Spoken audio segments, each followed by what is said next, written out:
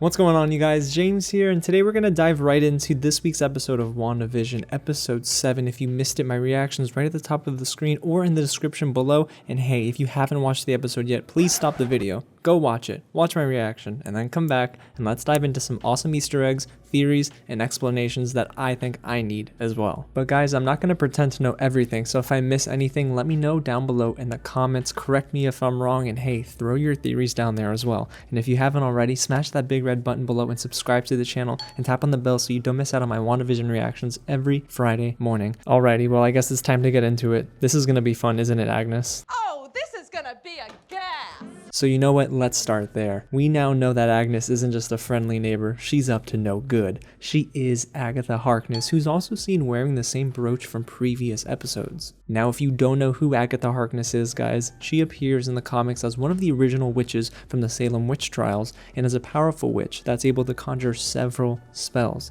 She's involved with Mephisto, who we will talk about in a little bit. Now the next scene with Wanda and Agatha's house happens pretty quickly, but there are plenty of Easter eggs to dive into. Before we even get into Agatha's home though, guys, we should have known she was up to no good. I mean, even her car is red to maybe hint at her working with Mephisto. Well, let's get into the house now. Agatha was apparently showing Billy and Tommy Yo Gabba Gabba, a children's show, which I'm not really sure has any relevance here, but it's pretty creepy in this context. But shortly afterwards, we do see Agatha's bunny, Signor Scratchy, who we did see in episode 2 at the magic show. You guys remember that.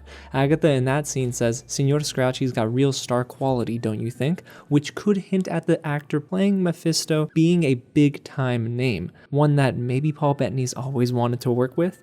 Maybe those speculating it will be Al Pacino aren't too far off after all. Then there's this humongous fly on the curtain, guys, which gave me the heebie-jeebies, and it hardly even looks real.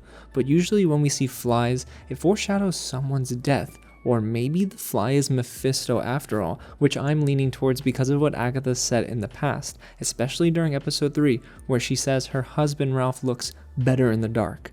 And hey, that fly is hideous, so maybe she's right. There's also the Marvel fandom page for Mephisto that says Mephisto is an extra-dimensional demon who first appeared as a fly.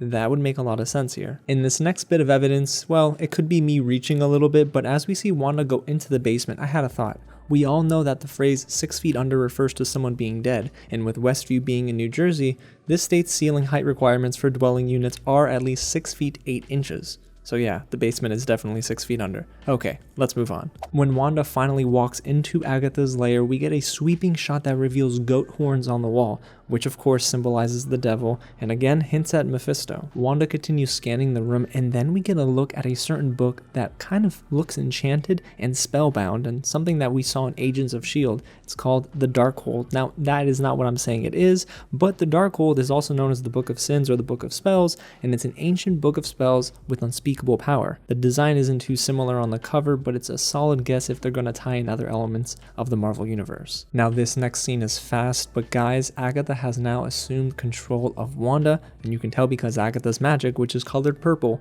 fills Wanda's eyes. That is huge, and it's going to create a crazy ripple effect for the final 2 episodes.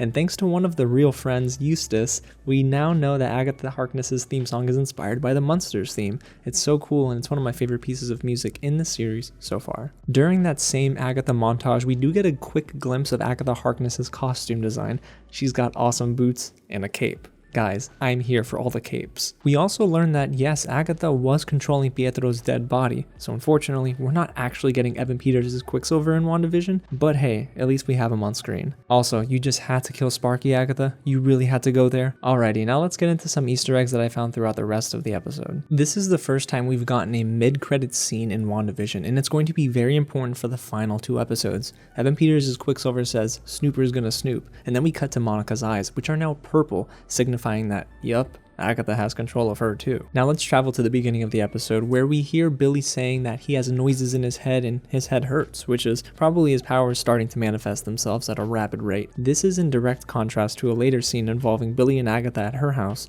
where he says it's quiet, probably because Agatha cast the spell around the house where his powers can't work. And many times throughout the episode, we do get Wanda out of control with her home, things change back to their older forms, and I do believe Wanda has lost her ability to control her current reality in Westview. and time periods are now overlapping, she's losing her grasp on this hex she's created. Also, I don't know if this is intentional, but the cereal Wanda has in her hands is probably poking fun at Thanos' snap. Now, when it comes to acting director Hayward, I don't trust him. The fact that he somehow got away from the hex gives me some pause as well. Even his agent says, "Lucky for us, she pumped the brakes," and shortly afterwards he has this weird chuckle. Yeah, lucky for us. If the theory is true that Hayward is Ultron though, and we do get confirmation in this episode that he's trying to use Vision as a weapon, guys, I think it would make sense that he's also working with Agatha to a degree and possibly saved himself during last week's episode. The biggest question on everyone's mind this episode was, hey, are we going to find out who this engineer is? And Major Goodner is most likely the engineer Monica was talking about, unless something else totally went over my head. Now, every week, we do get an awesome commercial that ties into Wanda's past, present, and future trauma, and this week, guys, it spoke to Wanda's depression, but it also connected us to Nexus in the comics. This is described as a cross-dimensional gateway which provides a pathway to any and all possible realities, including realities between realities. Multiverse of Madness, here we come. Now it's at this point in the episode where the fun begins for Monica Rambeau, who suits up to try and break through the hex. Now remember guys, her DNA is already changing because she's been in and out of this hex a few times. When her vehicle doesn't work, she enters on her own, which causes her to hear voices, like her mother's, a younger Monica, and even Nick Fury. However, this is the trip into the hex that has changed Monica for good. She's now superpowered, as proven later in this episode.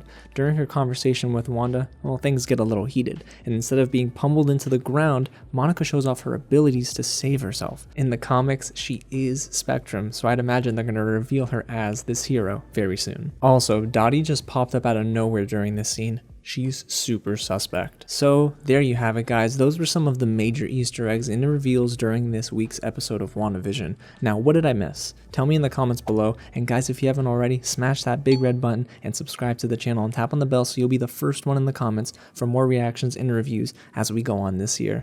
Guys, this has been a ton of fun, thanks so much for listening, and I'll catch you at the next screening.